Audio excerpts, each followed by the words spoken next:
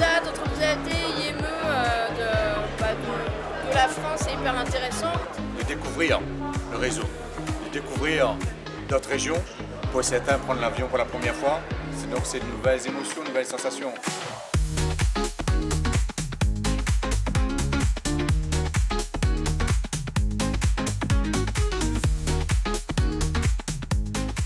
J'aime bien de rencontrer du monde, discuter avec eux. On vient chercher la motivation pour inciter nos équipes, trouver des idées. Puis ça permet aussi d'accompagner nos travailleurs, de les faire voir autre chose que le côté travail. C'est valorisant pour nous, on est enfin entendu pour ce qu'on est. Ça m'apporte une reconnaissance, une valorisation de mes compétences et c'est en plein dans le thème parcours professionnel, quoi.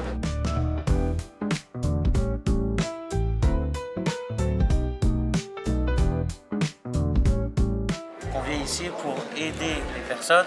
On sert les cafés l'été. On a aussi une équipe au vestiaire et une équipe qui s'occupe de l'accueil et de l'orientation du public. C'était sur la base du volontariat, on vous a proposé, et les volontaires ont levé la main. Et franchement, ils sont au top, ils se sont hyper vite adaptés.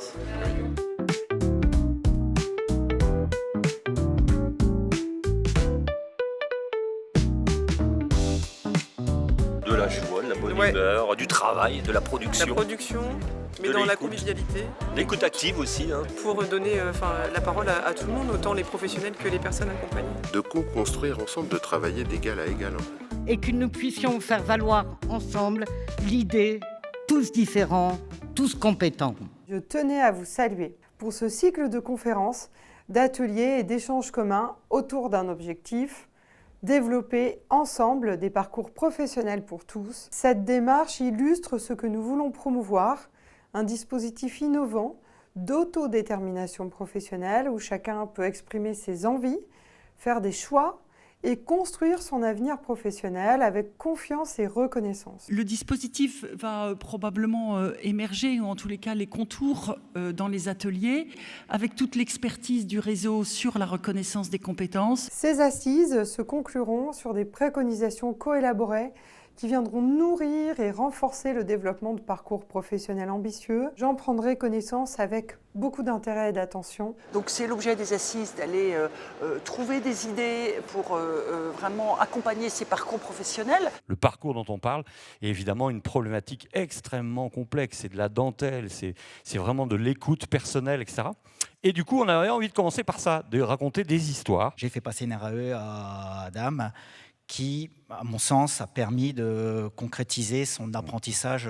Si j'ai un handicap, on m'accepte tel que je suis, j'ai jamais fait de différence. Alors, déjà, Marie-Noëlle est complètement autonome dans son travail parce qu'elle se déplace entre les différents laboratoires, les différentes équipes. Le parcours de Marie-Noëlle est un parcours qui est inspirant. Et là, actuellement, il a la même orga de façon hebdomadaire qu'un collaborateur Decathlon. Là, à l'heure actuelle, on est hyper satisfait. Et donc, maintenant, c'est de voir l'avenir tous ensemble, quoi. Le métier que tu aimerais bien faire, Adam? Le prochain rêve, ouais. J'aimerais bien faire chauffeur de bus. Chauffeur de bus. Il n'y a pas de limite au rêve, quoi. On parle d'autodétermination aujourd'hui où le travailleur, il est à part entière une personne, il se positionne, il est en droit de dire oui, de dire non. Le parcours, c'est la chose la plus importante dans leur accompagnement. Là aujourd'hui, on peut avoir IME, sortie, retour ESAT. On peut aussi avoir des gens du milieu ordinaire jeunes, de type qui arrivent après un CFA. Moi, je suis amené à partir en entreprise. Je suis revenu en ESAT en début d'année là, et je dois repartir. Et peut-être faire une reconversion du métier. Et là, je pensais finir en ESAT sur une carrière et peut-être j'aurais des possibilités de voir d'autres choses. Et je ne pensais pas qu'on faisait autres ateliers comme chocolat dans certaines régions. À la base, on conditionnait les savons.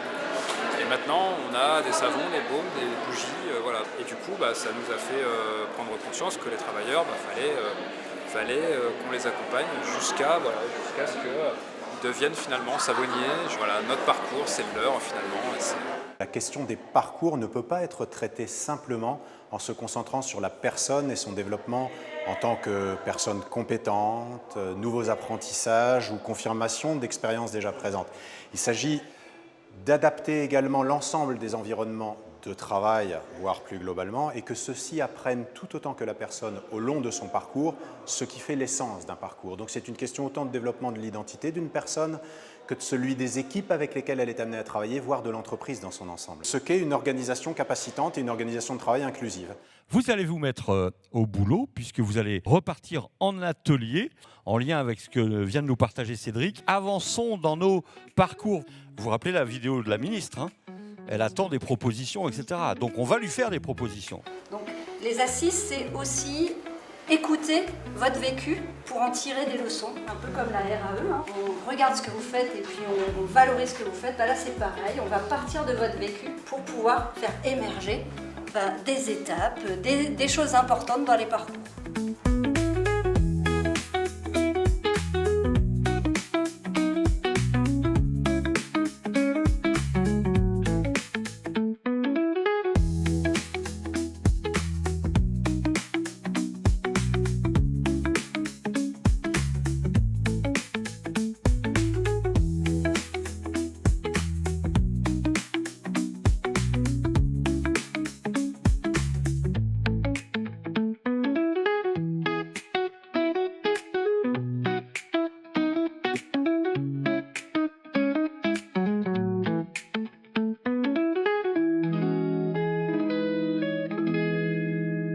Les différentes étapes de l'atelier étaient super intéressantes parce qu'il y a des gens qui étaient plus à l'aise pour parler de leur parcours et d'autres qui ont été très à l'aise pour pouvoir créer les branches et les coller. Là, je suis vraiment bluffée, effectivement, après 3 jours de l'énergie qu'avait le groupe et la joie et le bonheur de produire ensemble. On a eu le sentiment qu'ils se lâchaient, qu'ils rêvaient vraiment.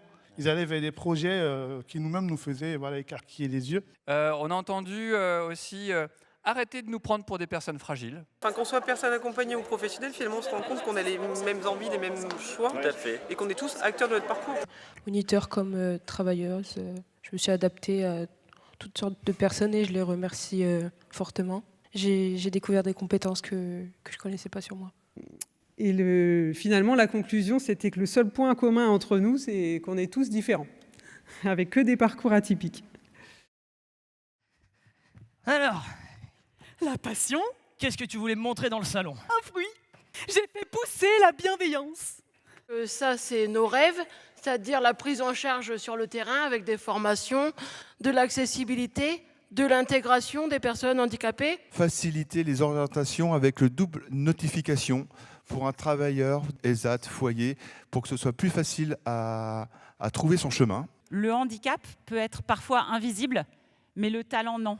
Et du coup, bravo pour vos talents, franchement, c'est top. Rebondir sur le propos d'un monsieur qui disait « arrêtez de voir nos fragilités », on est tout à fait en phase avec ce propos-là. Je crois qu'il serait temps aussi qu'on travaille un peu plus sur la présomption de compétences des personnes en situation de handicap. Elles ont des ressources, elles ont des compétences, quelles qu'elles soient, quel que soit leur vécu, quelle que soit leur situation. Et je crois que c'est quelque chose qu'on devrait avoir en tête systématiquement quand on travaille avec elles ou quand on est à leur côté. Effectivement, on a besoin de revenir sur cette définition du handicap puisque on considère que les personnes en situation de handicap sont une richesse, qu'elles ont du talent, ce qu'a dit Caroline tout à l'heure est très vrai, et en plus qu'elles puissent participer à la vie de la cité. C'est en fonction de ce que veut la personne. La seule chose, c'est qu'il ne faut pas que la personne, elle stagne. C'est eux-mêmes qui sont acteurs de leur parcours, comme tout le monde en fait. Il y a le pouvoir d'avoir des idées, le pouvoir d'avoir solutions, puis on a vu aussi qu'on avait le pouvoir de faire pousser des arbres, ce qui est quand même pas banal ici. Donc voilà, il ne faut pas douter de nos compétences.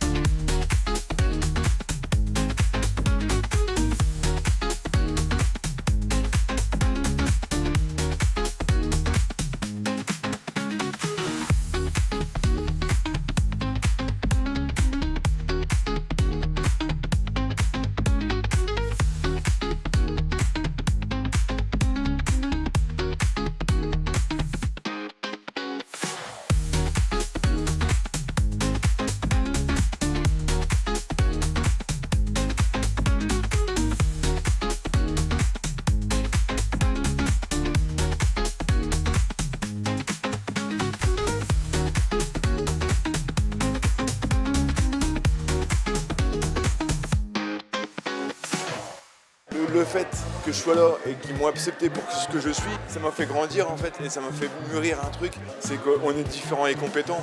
On peut oser aller jusqu'au bout de ses rêves. Là, 3 jours exceptionnels et que j'oublierai pas. C'est important de vouloir vraiment faire des belles assises parce que je pense qu'il y a des valeurs et on sait pourquoi on est là. On sait pour qui on travaille. Moi, en fait, j'ai eu l'impression de vivre un moment dans une société dont je rêve, quoi. C'est-à-dire, on s'en fout de la différence, on est tous ensemble, on se marre. Mais ce monde médico-social, il tient aussi beaucoup parce qu'il y a des gens engagés ici, là, partout. Merci à tous, merci à toutes.